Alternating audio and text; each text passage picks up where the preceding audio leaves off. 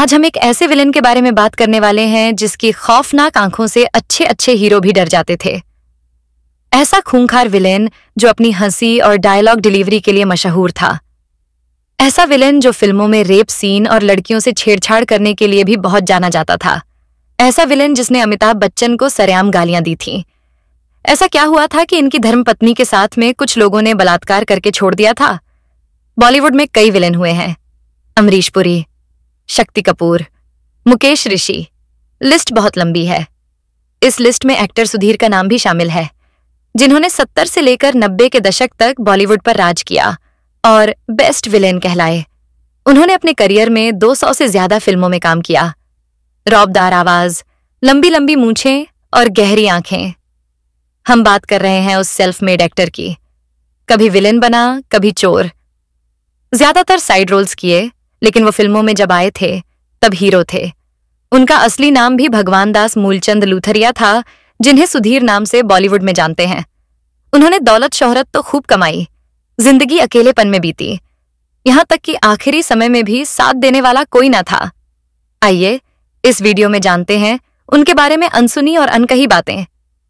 सुधीर ने ढेर सारी हिंदी फिल्मों में काम कर चुके इस अभिनेता को आपने भी कई फिल्मों में देखा होगा।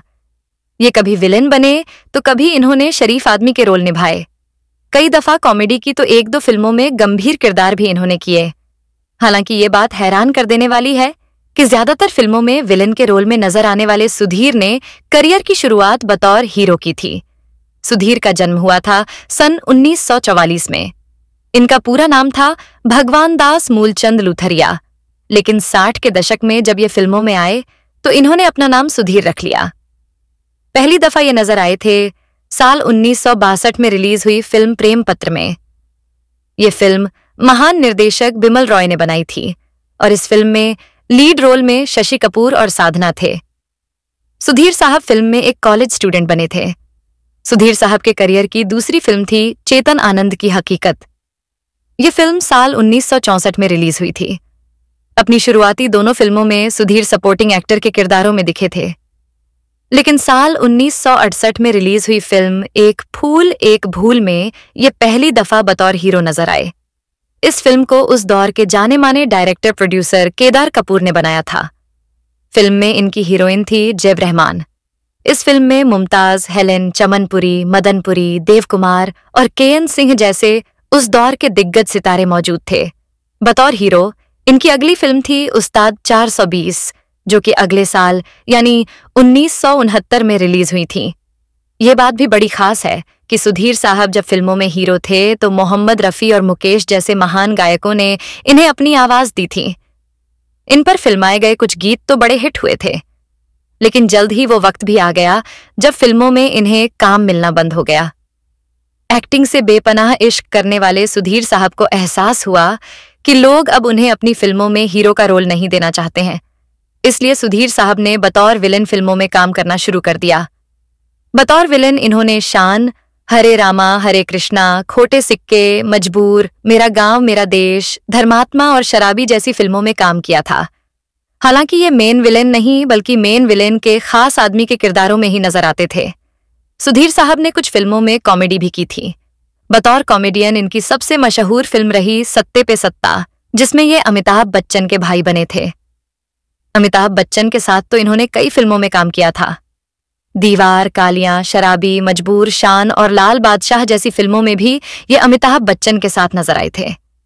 शाहरुख खान की फिल्म बादशाह में भी इन्होंने एक छोटा लेकिन कॉमिक किरदार निभाया था। वहीं दुल्हे राजा में भी इनके काम को काफी पसंद किया गया था। इस फिल्म में ये एसएसपी निसार खान के छोटे से लेकिन मजेदार किरदार में दिखे थे।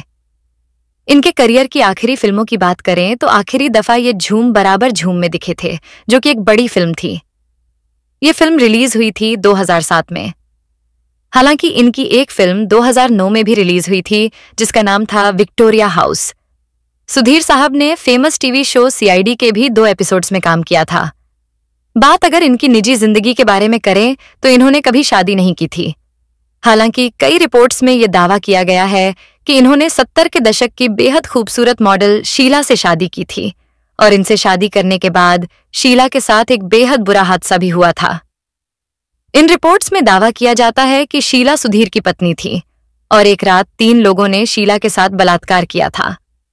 हालांकि इन रिपोर्ट्स में कितनी सच्चाई है ये नहीं कहा जा सकता, क्योंकि सुधीर साहब के जानकारों ने कभी नहीं बताया कि उन्होंने कभी किसी से शादी भी की थी।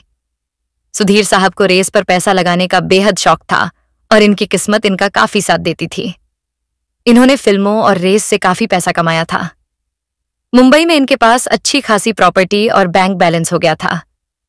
एक बात जो सुधीर को हमेशा परेशान करती थी, सुधीर अपने कई दोस्तों से कहते थे कि उन्हें नहीं मालूम कि इतने सालों तक मेहनत से काम करने के बाद उन्होंने जो दौलत कमाई है उनके बाद उसका क्या होगा। अपने जीवन का ये अकेलापन उन्हें बहुत खलता था और इसी अकेलेपन में उन्होंने हद से ज्यादा शराब और सिगरेट पीना शुरू कर दिया। सिगरेट तो वो बहुत ही ज्यादा पिया करते थे, इतनी ज्यादा कि जिंदगी के आखिरी सालों में उनके फेफड़ों ने काम करना बंद कर दिया था। वो बेहद बीमार रहने लगे थे। सुधीर की तबीयत बेहद खराब रहने लगी थी। मौत के वक्त उनके पास कोई नहीं था। पास रह गई थी तो बस बेशुमार दौलत और जायदाद। लेकिन एक मरे हुए इंसान के लिए ये चीजें भला किस काम की होती हैं? सुधीर अक्सर अपने दोस्तों से कहते थे कि दौलत से दुनिया में हर चीज खरीदी जा सकती है, लेकिन दौलत से कभी भी सच्चा प्यार और अपनापन नहीं खरीदा जा सकता। उन्हें अमिताभ बच्चन की फिल्म सत्ते पे सत्ता के लिए जाना जाता है। उन्होंने दीवार, कालिया, मजबूर, सत्ते पे सत्ता, दोस्ताना, शान और लाल बादशाह जैसी करीब दर्जन भर फिल्मों में अमिताभ बच्चन के साथ काम किया है। वो अक्सर विलेन अजीत, प्रेमनाथ, प्राण, अत्याचारी, पुलिस इंस्पेक्टर या कायर शख्स के साइड किक बनते थे, यानी उसके असिस्टेंट का किरदार निभाते थे। सुधीर को अपनी तीखी आवाज और लंबी मूंछों के लिए जाना गया। वो शाहरुख खान की 1999 में रिलीज हुई बादशाह में भी दिखे और साल 2007 में रिलीज हुई झूम बराबर झूम में भी थे। उनकी आखिरी मूवी विक्टोरिया हाउस थी, जो साल 2009 में रिलीज हुई थी। आपको शायद ही ये बात पता होगी कि वो टीवी की दुनिया का भी हिस्सा रहे। उन्हें फेमस टीवी सीरियल सीआईडी में भी देखा गया। ये साल 2003 की बात है, जब वो एपिसोडिक रोल्स में नजर आए। वो जाने माने डायरेक्टर मिलन लूथरिया के रिश्ते में हैं। मिलन उनके भतीजे लगते हैं। कहते हैं कि सुधीर अपनी जिंदगी में बहुत अकेले थे। उन्होंने शीला रे से शादी थी, लेकिन वे अलग हो गए थे। उन्होंने कभी तलाक नहीं लिया था। शीला ने दूसरी शादी कर ली थी, लेकिन सुधीर हमेशा अकेले रहे। शराब और सिगरेट की लत लग चुकी थी। यही वजह थी कि उन्हें लंग इन्फेक्शन हो गया और 70 साल की उम्र में 12 मई 14 को वो इस दुनिया को छोड़कर चले गए। मीडिया रिपोर्ट्स की माने तो सुधीर खुद कहते थे कि उनके पास बहुत दौलत है, बहुत प्रॉपर्टी है, लेकिन वो ये भी कहते थे कि आखिर इस दौलत का वारिस कौन होगा, क्योंकि उनका कोई नहीं था। वो ये भी कहते थे कि चाहे जितना रुपया पैसा हो, लेकिन इससे प्यार नहीं खरीदा जा सकता है। अगर दोस्तों आपको हमारा ये वीडियो पसंद आया हो तो इस वीडियो को लाइक और हमारे YouTube चैनल स्टार मनोहर राठौर को सब्सक्राइब करना ना भूलें। बाकी जय हिंद, वंदे मातरम।